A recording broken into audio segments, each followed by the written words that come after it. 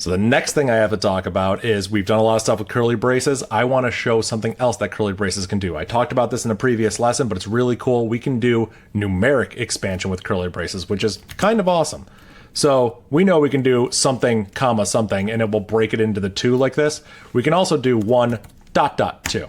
Now this is specific to numbers. So this actually creates a range from 1 all the way up to 2. Now it looks the same here because 1 just goes up to 2 really simply, but what if 1 went up to 20? There we go. 1 all the way up to 20, inclusively. Notice that it starts at 1, it goes all the way up to and including 20. And we can change some of these things. We could do 5 all the way up to 10 if we wanted to. And now it creates a nice little range like this. We could do it backwards. We could do 10 all the way down to 5, and Bash is smart. It will figure out what direction you're trying to go into. In fact, Bash version 4 and above, I believe, supports this syntax. 1 all the way to 100, skipping by 5s. And there we go. So 1 plus 5 until it goes all the way up to including 100. So that's a pretty cool thing. If you've seen the seq command before, you have the sequence command. You can do very similar things. Sequence up from 1 to 2 or 1 to 10. Sequence 1 to 20. Notice it puts them on new lines, slightly different. You can do sequence 5 and it goes from 1 to 5. It assumes the default argument. It starts at 1. So that's just a slightly little difference with Bash. You have to give it a starting and ending thing in Bash.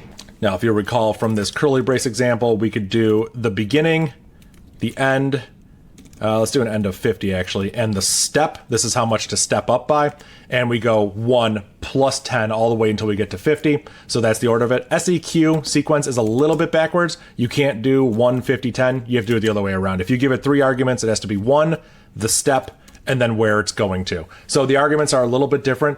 Here's the fun thing. You don't need the sequence command, okay? You don't need SEQ. If you're writing Bash scripts, you do not need it. Everything you would need the SEQ command for, you can do it with Bash. So I'll show you that. Let's go ahead and make a new file here. We'll call it braces numeric. That's what we'll call it. And we'll do the exact same thing we've always done. User bin env bash. We'll go ahead and save that file. chmod plus x. Vim braces. I should get an award for how many times I've typed that. Oh my god.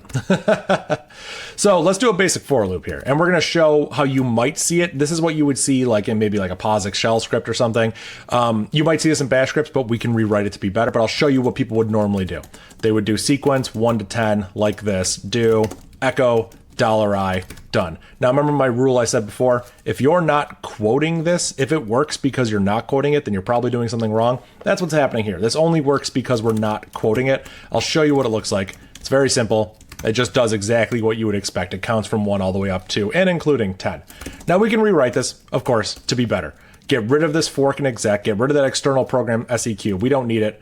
We just go 1 all the way up to 10, and the for loop will handle doing the range for us. So the for loop will properly iterate over this. I'll show you the source code and we'll go ahead and run it. And there you go. It's using built-in commands. We're not forking out to SEQ. We don't have to worry about that. We don't have to worry about quoting expansion because the expansion breaks properly. When I say break, I mean it gets split up properly by Bash. So it's a good thing. I don't mean break in a bad way. So now that we have this, here's the cool thing about Bash for loops. I've talked about this before. You can just throw stuff in here.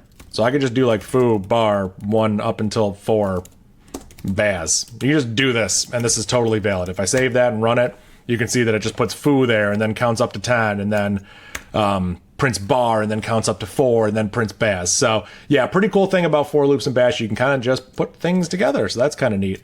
Also, of course, you could do 1 up to 10 and skip by 2. You could put the skip in there, and that totally works exactly how you'd expect to do 1, 3, 5, 7, 9. That goes all the way up to and including 10, but it doesn't quite reach 10 because no amount of adding 2 to 1 will ever get you to 10.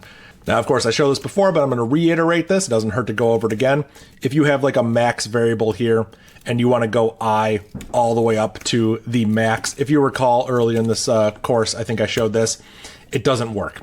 It doesn't work. If you do a variable expansion here, it does not break it like it would with curly braces. In order for the curly brace expansion to work, you can't have variables in it like this.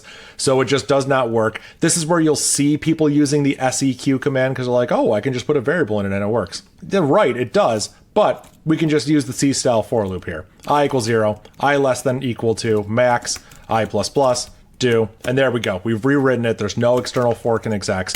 When we run this, hey, it works. I can print it right here. Of course, I set I equal to 0. You could set I equal to 1 and you get the same effect. I think the point stands.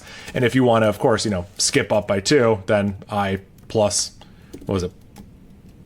Plus equal too. You just do that. You can also put spaces here. Doesn't matter if there's spaces or not. This totally works. Let me go ahead and run that. And there we go, 0, 2, 4. So yeah, you have the C style for loops in Bash. Don't forget them. They are super useful.